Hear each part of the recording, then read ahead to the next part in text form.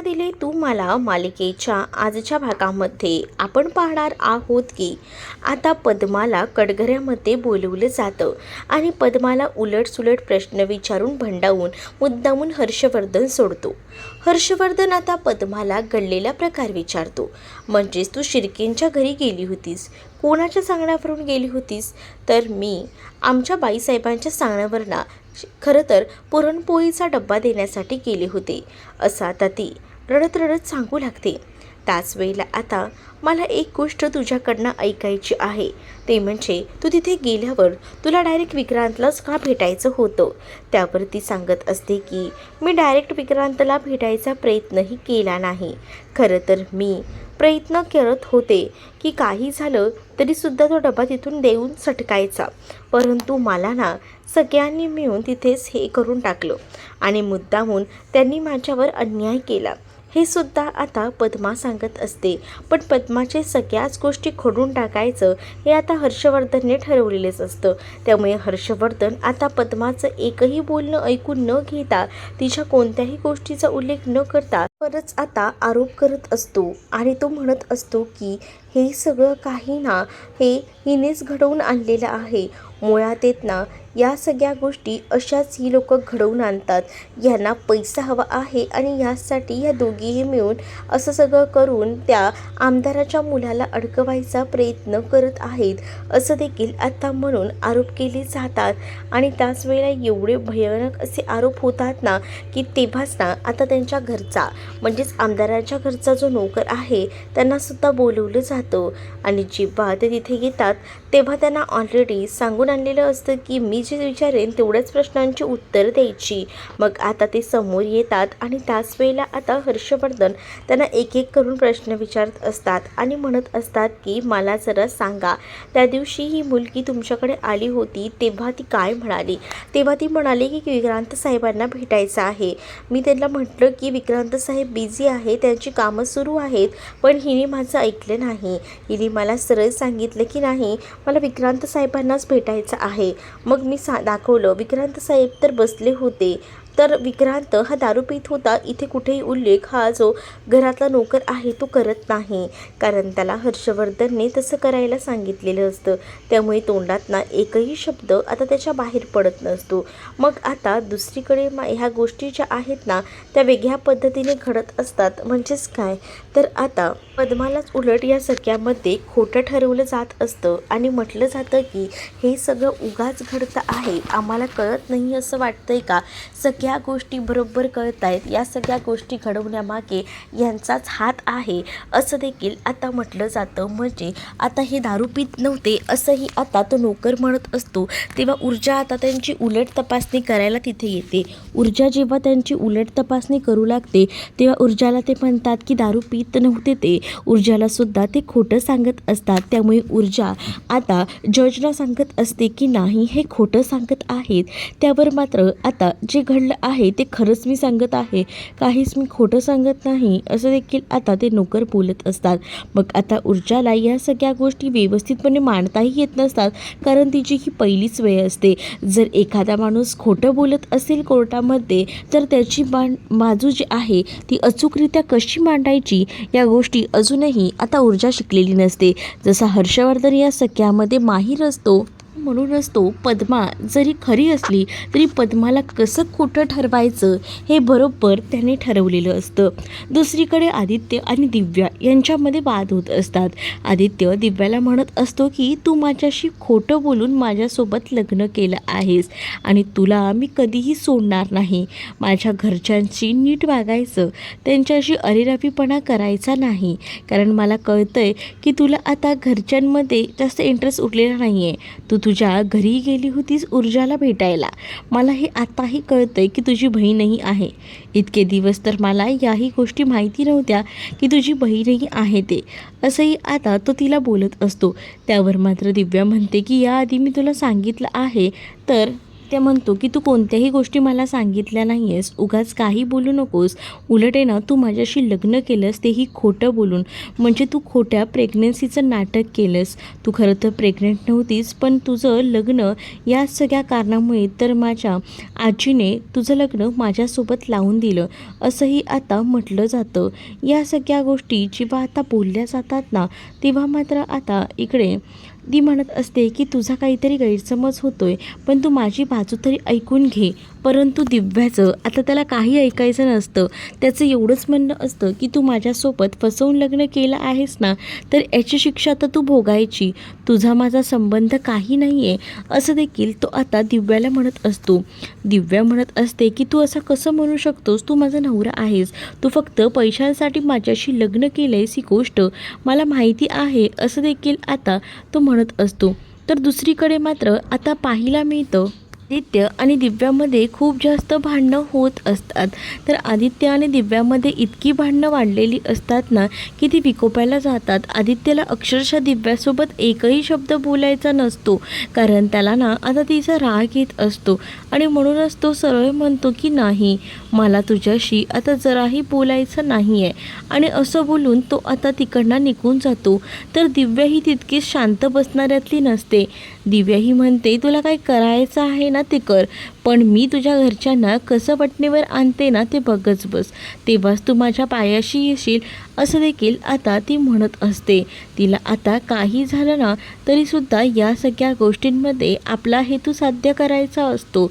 दुसरीकडे आता पाहायला मिळतं की इकडे आता हर्षवर्धन जो आहे तो बिचाऱ्या या पद्मावर नको नको ते आरोप करत असतो आणि तिला विचारत असतो की मला सांग, म्हणजे मला बोल की तू त्यांना बघितलं आहेस का दारू पिताना? हो हो, मी बघितलं आहे दारू पिताना. मग ते दारूच पित होते कशावर ना? तुला कळतंय का दारूचा वास कसा असतो? तुझ्या घरात कोण दारू पितं का? नाही, माझ्या घरात दारू कोणच पित नाही, पद्मा म्हणते. मग तू पितेस का? नाही, मीही नाही पित, असं ती आता म्हणू लागते. मग आता सांग की मी दारू पियालो आहे का? दारूचा वास येतोय का? नाही नाही मालक, असं ती आता म्हणत असते. आता हे सगळ्या गोष्टी हर्षवर्धन अशा पद्धतीने मांडत असतो ना, की सगळीकडनं पूर्णपणे अडकून जाण्याचं काम हे मात्र आता होत असतं फक्त आणि फक्त या पद्माचं. पद्मा जी आहे ती बिचारी आपली बाजू मांडत असते, पण पद्माला ना या सगळ्या गोष्टी कठीण जात असतात. कारण हर्षवर्धन आता प्रत्येक पावलांवर पाऊल ठेवून तिला आता कमी लेखत असतो. आणि मग तू या मुलांनाच कसं काय पकडू शकतेस? म्हणजे या मुलांवर तू कसे काय आरोप केलेस की ह्यांनी हे सगळं केलेलं आहे?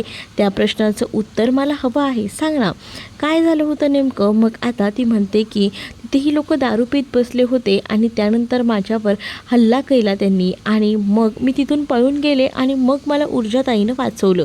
ही सगळी गोष्ट जेव्हा आता ती सांगते तेव्हा मात्र आता हे सगळं बनावट आहे, ह्या हिच्या बोलण्याकडे प्लीज लक्ष देऊ नका देखील आता म्हटलं जातं. तर हर्षवर्धन जो आहे तो मात्र आता बघतच राहतो. त्यानंतर हर्षवर्धन मुद्दामून तिला खोटं ठरवायचा जास्तीत जास्त विचार करत असतो. हर्षवर्धन आता तिला म्हणत असतो की तुला तर दारूचा वासही माहीत नाही आहे, मग तू त्यांनी दारूच घेतली आहे हे सगळं काही कसं काय म्हणू शकतेस? नाही, आमचा या गोष्टीवर विश्वास नाही आणि या सगळ्या गोष्टी तू खोट्या रचून सांगतेस.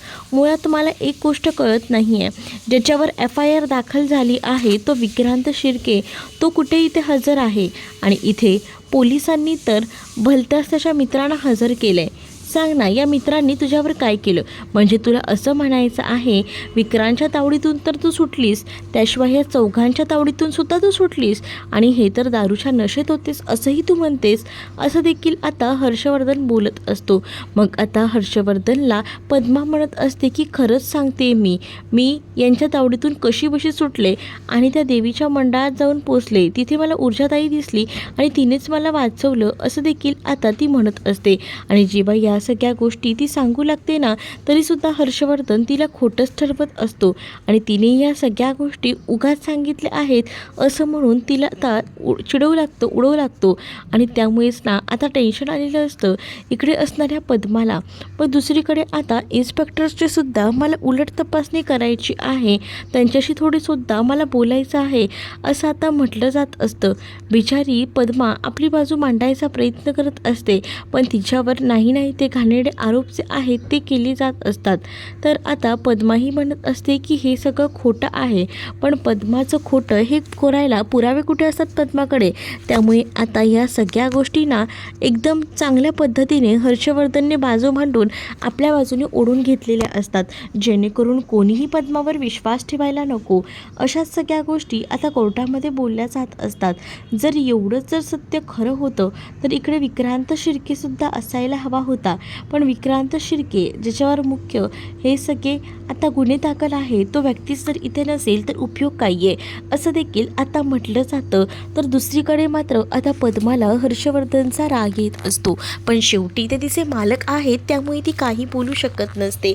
परंतु हर्षवर्धन आता पद्मावर नाही ते आरोप करत असतो. म्हणजेच ना, हीच आता सगळ्यांना पैशांसाठी भुलवते, हिनेच हे सगळं मुद्दामून केलेलं आहे आणि हिच्यासोबत तिची वकीलही सामील आहे. या सगळ्या गोष्टी आता बोलल्या जात असतात. मग आता या सगळ्या गोष्टींमध्ये ऊर्जामध्ये बोलायला जाते, पण आता जज ऊर्जाला शांत करतात.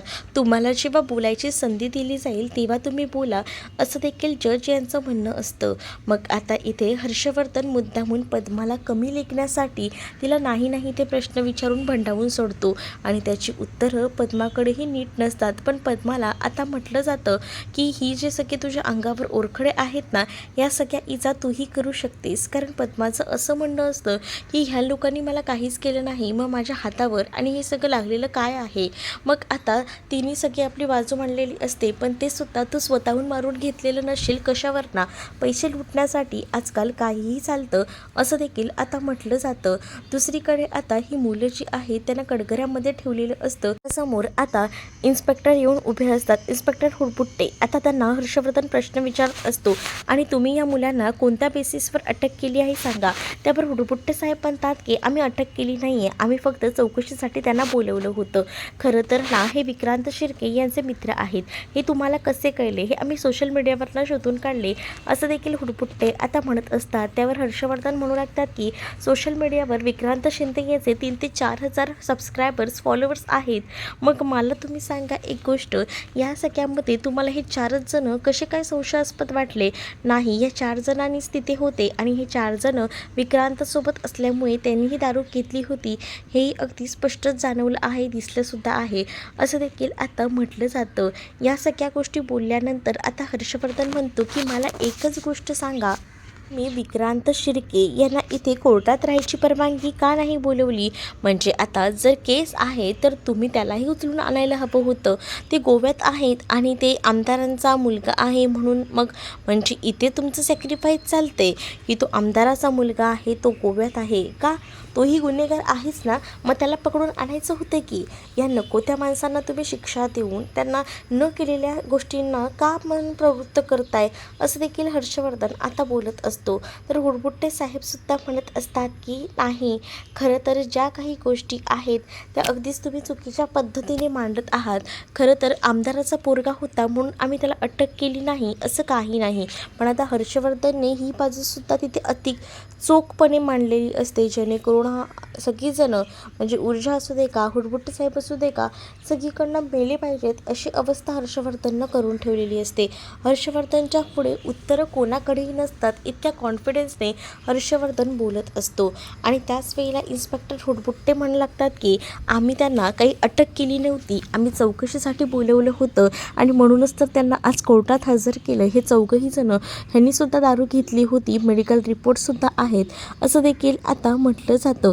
एवढ्या सगळ्या गोष्टी जेव्हा इन्स्पेक्टर म्हणतात की तेव्हा मात्र आता हर्षवर्धन भयंकर चिडलेला असतो. त्याला आता काही झालं तरी या सगळ्यातून विक्रांतला बाहेर काढायचं असतं, म्हणजेच त्याच्या होणाऱ्या जावयाला, आणि त्यासाठी तो काही देखील करायला तयार असतो. हर्षवर्धनचं असं म्हणणं असतं की जर विक्रांतच नाही आहे तर या मुलांना तरी कशाला पकडून ठेवायचं. मग आता ऊर्जा उठून उभी राहते आणि म्हणते की तुम्ही असं कसं म्हणू शकता, जे काही एव्हिडन्स आहेत त्या एव्हिडन्सनुसारच तर त्यांना पकडलेलं आहे. पण आता जर तुम्ही हे एव्हिडन्सच जर पुसायचा प्रयत्न केला तर चुकीचं आहे, असं देखील आता ऊर्जा म्हणून हा आवाज उठवत असते. परंतु ऊर्जाला आता बोलतं बंद केली जाते ऊर्जाला आता काहीसुद्धा बोलण्याची संधीसुद्धा दिली जात नाही. आता ऊर्जाला टेन्शन येतं की एवढ्या सगळ्या गोष्टी करूनही आता ह्यांची सुटका झाली आहे म्हटल्यावर आता तिलाही कळत असतं की नाही यांची सुटका व्हायला नको, म्हणून ती कोर्टामध्ये आता बोलू लागते आणि म्हणते की नाही, हे एकमेव एव्हिडन्स आहे, ह्यांना प्लीज सोडू नका. पण आता या सगळ्या गोष्टी बोलल्यानंतरसुद्धा इकडे आता जी मुलं असतात ना ती एकदमच शांततेत उभी असतात. पण आता हर्षवर्धनने कोर्टाकडे आदेश केलेला असतो की या मुलांना प्लीज सुखरूपपणे सोडवून टाका. मग आता कोर्टाला सुद्धा या मुलांना बेल द्यावीच लागते आणि या सगळ्या गोष्टींमुळे ना आता मात्र ही ऊर्जा जी आहे ती एकटी पडलेली असते. आता ऊर्जा या सगळ्यानंतर घरी जाते आणि जेव्हा घरी जाते तेव्हा असं सगळ्यांना वाटत असतं की ऊर्जा ही केस लढूनच आली असेल. म्हणून ऊर्जाला आता विचारलं जातं की काय झालं आहे, केस तर जिंकली आहेस का? मग आता ऊर्जा म्हणत असते की नाही, खरं तर ना त्या समोरच्या मुलांना जे चौघांना अटक केली होती त्यांनासुद्धा बेल मिळाली आहे. मग आता सगळ्यांनाच टेन्शन येतं की ऊर्जाचं काय, ऊर्जा आता काहीच करू शकली नाही.